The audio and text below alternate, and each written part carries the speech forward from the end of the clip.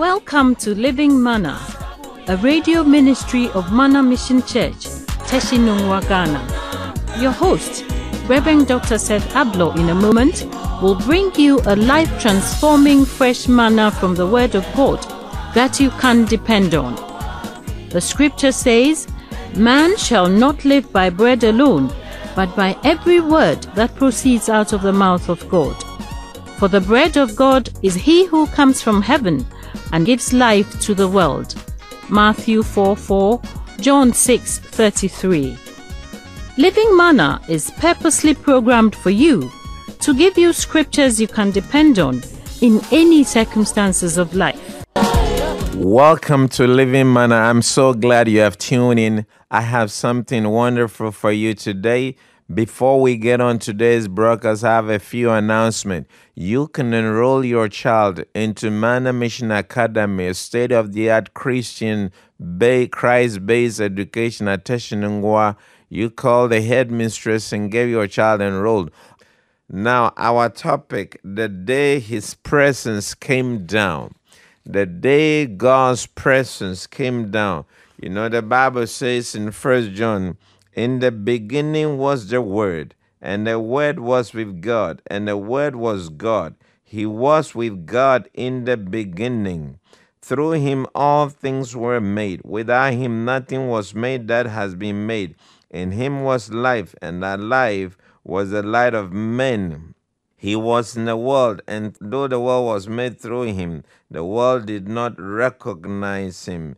The true light that gives light to every man was coming into the world." We know the heavens are the dwelling place of the Almighty God, but many a time God steps down to our planet, either in an answer to a fervent prayer by a saint or to deliver His people. We know in the beginning God dwelt with man in the Garden of Eden. His presence always was felt in the garden when Adam and Eve got up. Then sin or evil or wrongdoing separated man from his creator. And man has been looking for His presence. And God, on the other hand, has been looking for man to deliver him and bring him back under His abode. There's so much joy in the presence of God. In the presence of God, there's fullness of joy. Peter, speaking to the Israelites, said, "Repent so that times of refreshing shall come from the presence of God." Sometimes the presence of God comes to deliver us in a miraculous way. We've been looking at the last days of Jesus. You know, Jesus coming was God coming down. His name is Emmanuel. God is with us.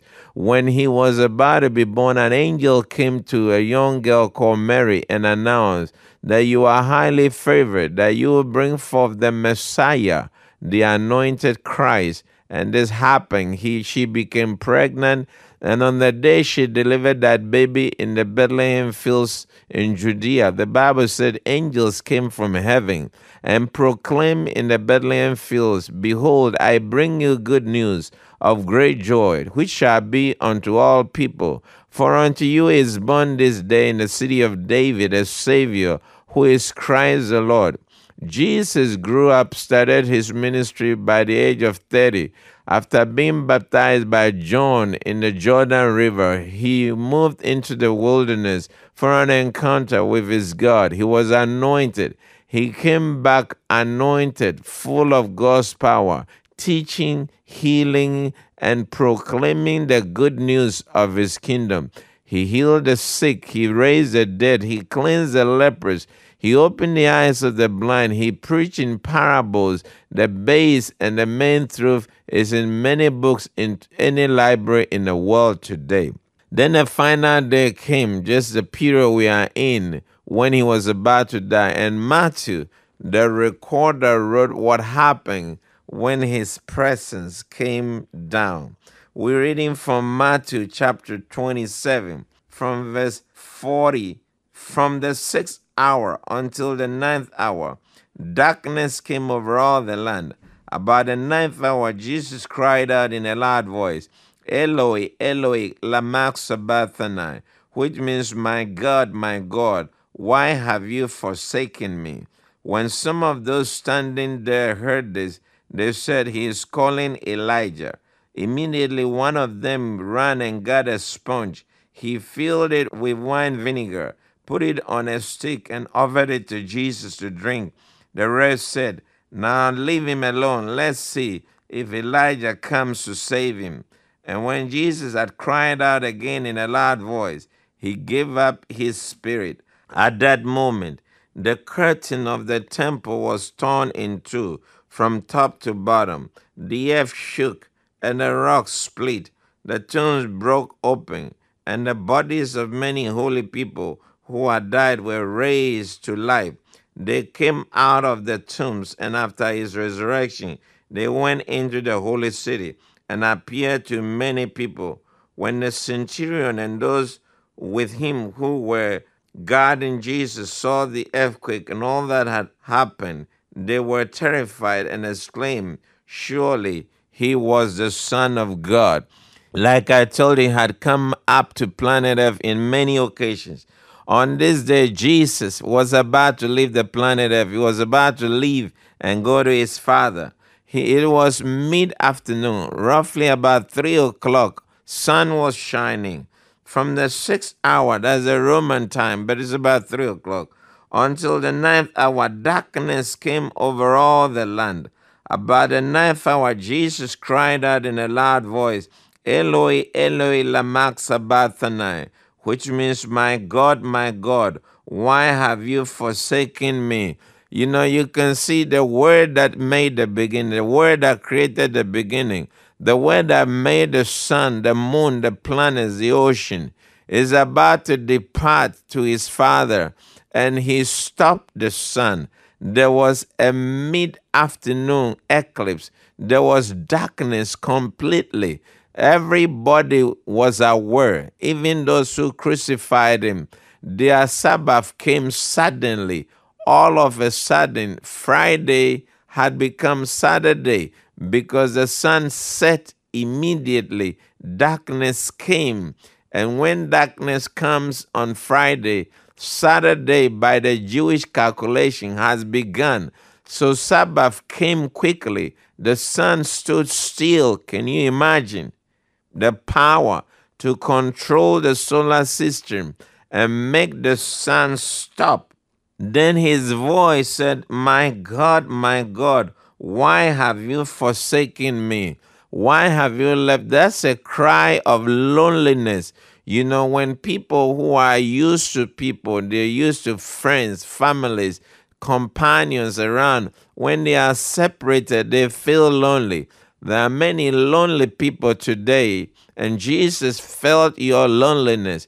Jesus was dissociated, cut away from his Father. So he said, my Father, my God, why have you forsaken me? You know, I just want to say many of us, we feel lonely sometimes. Maybe you eating your meals alone, your husband died, you know, you're a widow, or you are a single parent, or single girl, or single man. You waiting for people to call you on your phone or cell phone. You've given the numbers to people, but nobody has bothered to call you. You just feel lonely. You're looking at the television. You feel bored. You have food in front of you. And sometimes loneliness can drive people to commit suicide. I got news for you. Jesus was tempted in every way like all of us. He became lonely, away from his mother, away from the 12 disciples, away from those he knew, away from his God. Taking that away from him made him lonely, and he cried, my God, why have you forsaken me?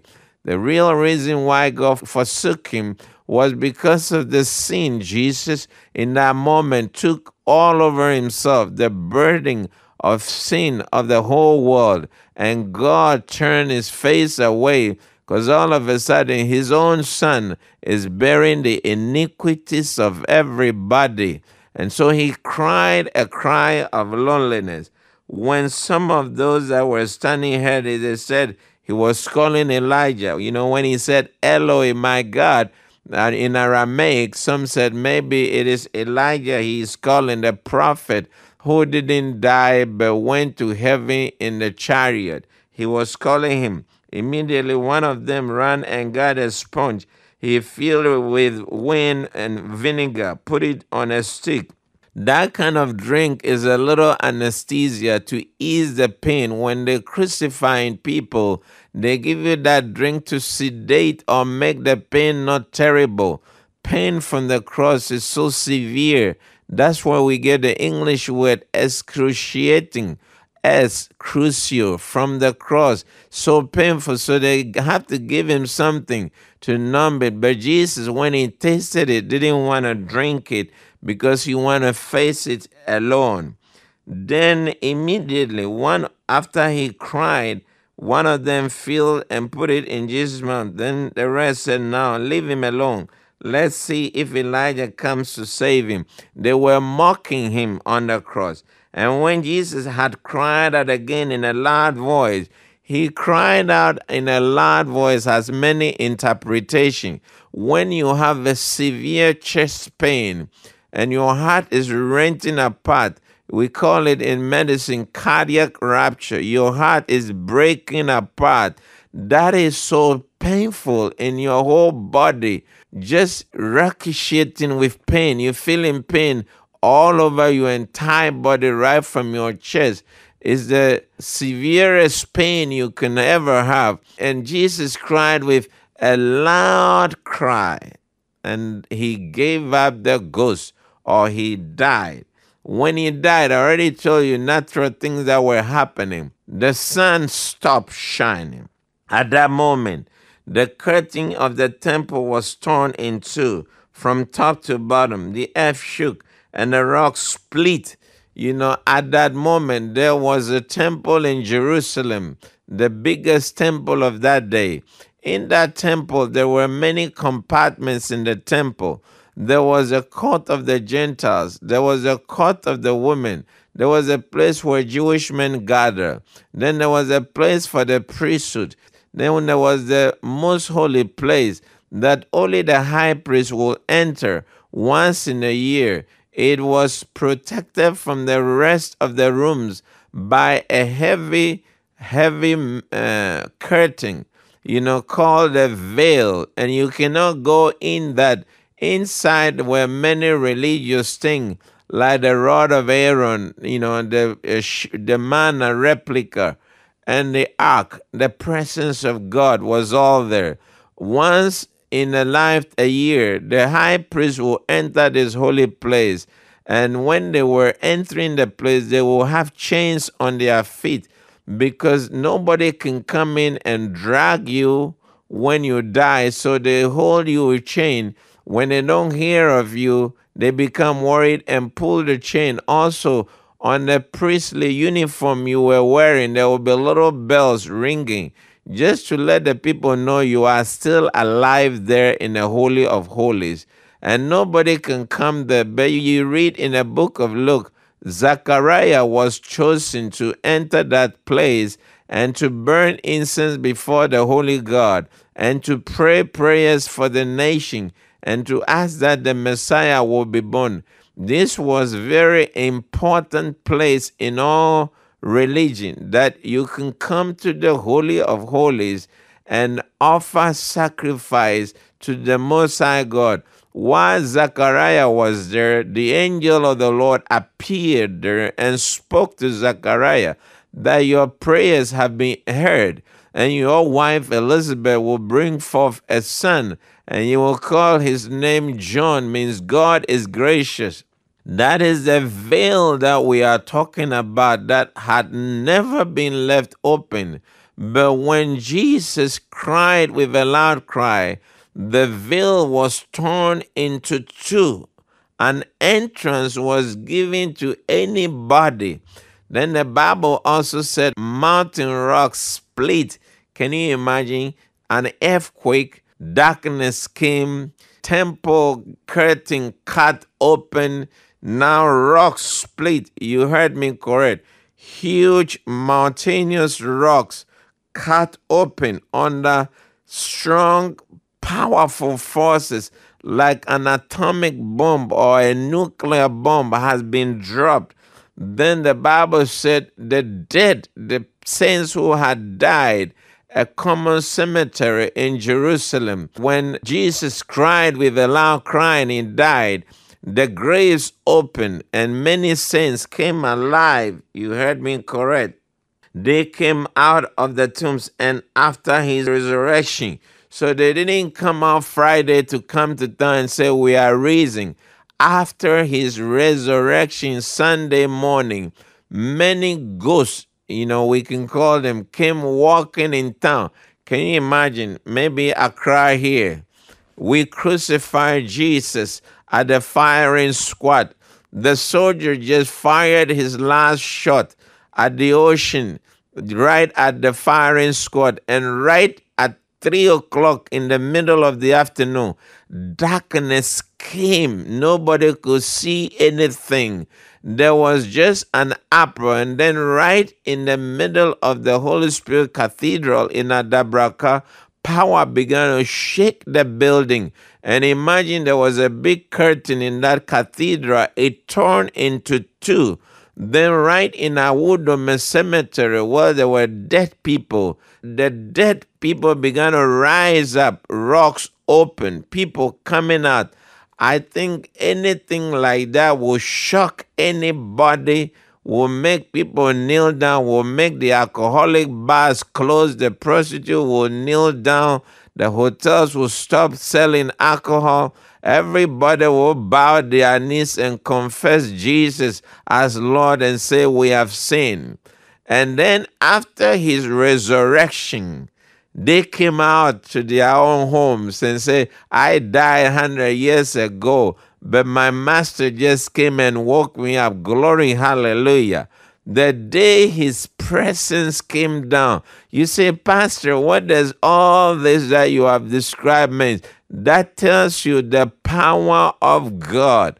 He was demonstrating that he made this earth. In the beginning was the Word, and the Word was with God, and the Word was God. All things was made by him.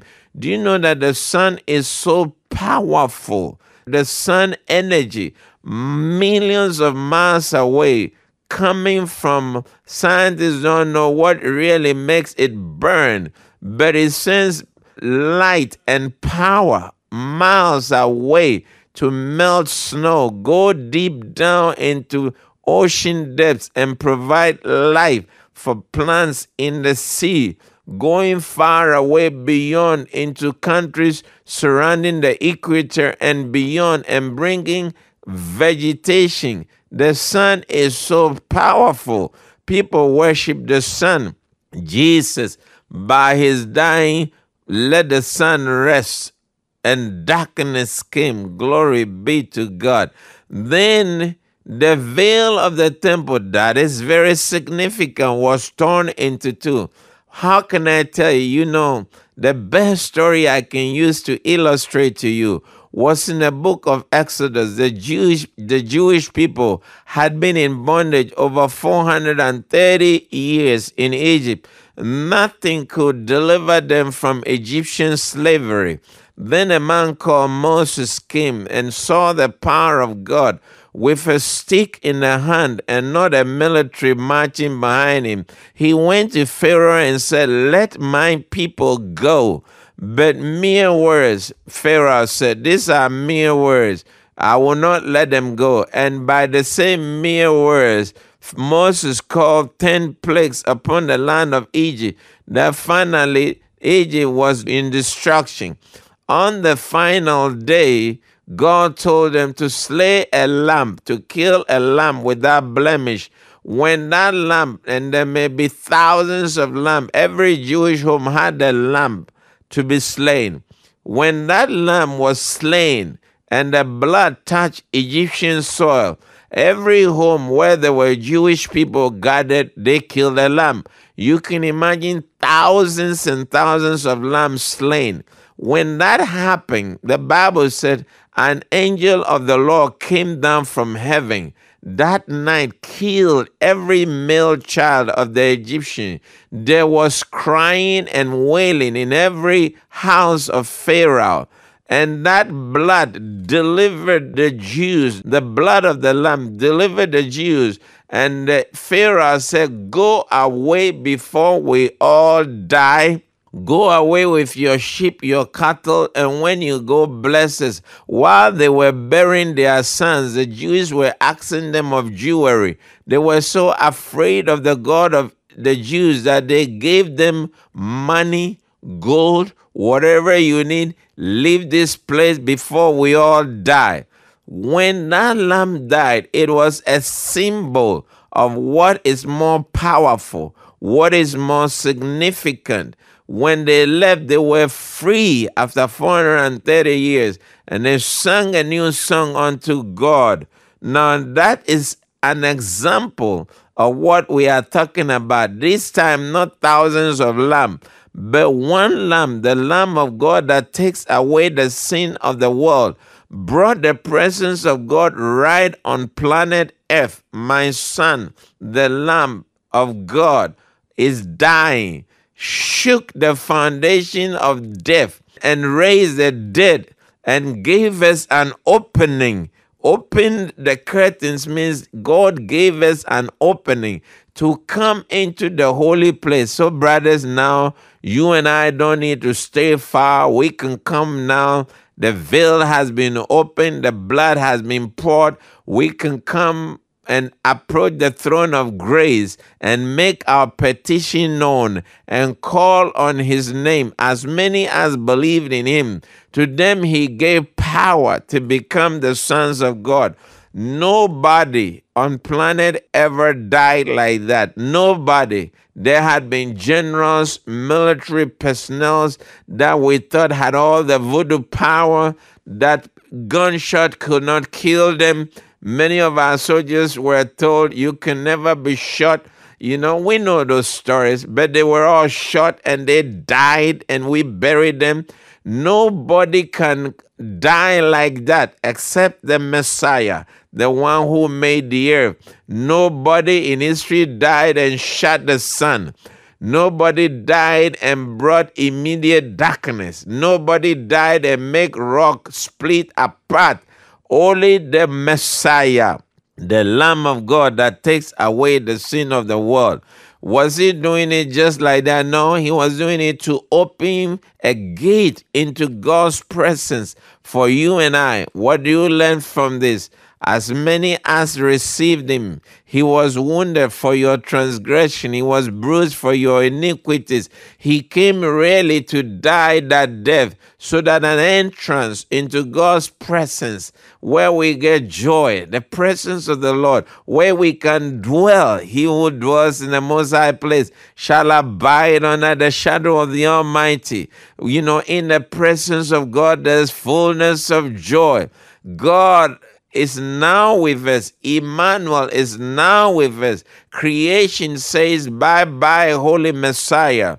And now an entrance, a privilege has been given to all of us, not to leave Egypt, but to leave the sinful world and become new creation, become new children with God in a new era. All that happened that day, Friday, when he cried, into your hands I commit my spirit. As I end, may you experience the power of God coming into your life. May you be changed. May you confess your sin. May the events you heard put an awareness in your soul and body. You know, people say, I'm not going to drink again. I'm not going to do this again. But when you go through a traumatic things like this, all you have to do is say, all to Jesus I surrender. All to him I freely give. Surrender your life to Christ and ask him to come into your life. In Jesus' name, you will never be the same. And everybody say amen. You have just heard from Reverend Dr. Seth Abloh of Manna Mission Church, First Junction Road, Teshi Nungwa Estate, Tribleo Last Bus Stop, Teshi. It is our prayer that you join us in worship at Manna. Manna Mission Church is a New Testament model church where the Word of God is demonstrably ministered through the enabling power of the Holy Spirit.